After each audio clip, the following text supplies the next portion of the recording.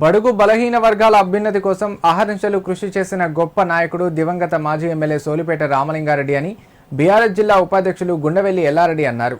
దుబ్బాక నియోజకవర్గానికి 1000కి పైగా డబుల్ బెడ్రూమ్లు తీసుకువచ్చిన ఘనత ఆయనదేనని, డబుల్ బెడ్రూమ్లు పూర్తయి ప్రారంభం కాకముందే ఆయన మరణించడం దుబ్బాక నియోజకవర్గ ప్రజలకు తీరని లోటన్నారు. దివంగత ఎమ్మెల్యే సోలిపేట రామలింగారెడ్డి 6వ వర్ధంతిని పురస్కరించుకొని సిద్దిపేట జిల్లా దుబ్బాక పట్టణ కేంద్రంలోని డబుల్ బెడ్రూమ్ రామలింగారెడ్డి కాలనీలో ఆయన విగ్రహానికి బీఆర్ఎస్ పార్టీ శ్రేణులు, నాయకులు పూలమాలలు వేసి నివాళులర్పించారు. ఈ సందర్భంగా ఎల్లారెడ్డి మాట్లాడారు. బ్రతికున్నంత కాలం పేద ప్రజల కోసం, వారి సంక్షేమం కోసం పాటుపడిన గొప్ప వ్యక్తిగా కొనియాడారు.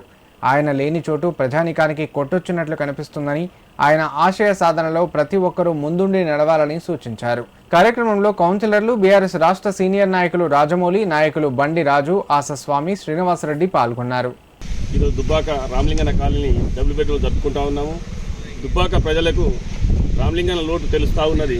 ఎందుకంటే ఆయన విప్లవం నుంచి, జర్నలిస్టుల నుంచి ఒక విద్యార్థి నాయకునిగా, రాజకీయ నాయకునిగా ఎన్నో సేవలు దుబ్బాక చేసినాడు. అటువంటి నాయకుడు మా దుబ్బాక ప్రజల మధ్యలో లేకపోవడం చాలా భాగం. ఆయన ఎక్కడున్నా ఆయన ఆత్మ మా దుబ్బాక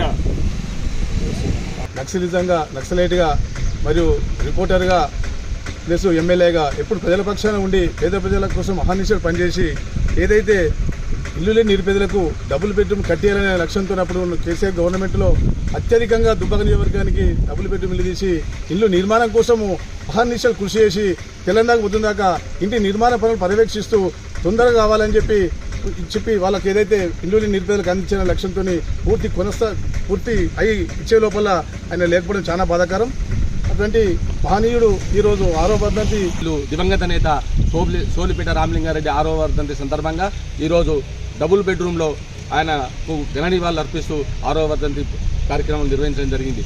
ఆయన కళ బడుగు బలహీన వర్గాల పేదల అభ్యున్నతి కోసం, ఎవరికైతే నిరుపేదలు ఉన్నారో వారికి ఇల్లు లేవో వారికి ఇల్లు కట్టి ఇచ్చే కళలు నెరవేర్చాలనే ఉద్దేశంతో అహర్నిశలు కష్టపడి చేసి దుబ్బాకలో ఒక 1000 డబుల్ బెడ్రూమ్లు కట్టించి ఇళ్లలో పోయే సమయంలో ఆయన మరణించడం చాలా బాధాకరం. ఆయన మరణం తెలంగాణ రాష్ట్రానికే తీరని లోటుగా ఏర్పడి ఈరోజు ఈ పరిస్థితికి వచ్చింది. ఆయన మరణం తర్వాత రాష్ట్రంలో ఏ పరిస్థితి జరిగిన మనందరికీ, తెలంగాణ ప్రజలతో పాటు దుబ్బాక నియోజకవర్గ ప్రజలకు, దుబ్బాక ప్రజలకు, ముఖ్యంగా మున్సిపాలిటీ ప్రజలకు కూడా తెలుసు. ఆయన మరణం చాలా బాధాకరం.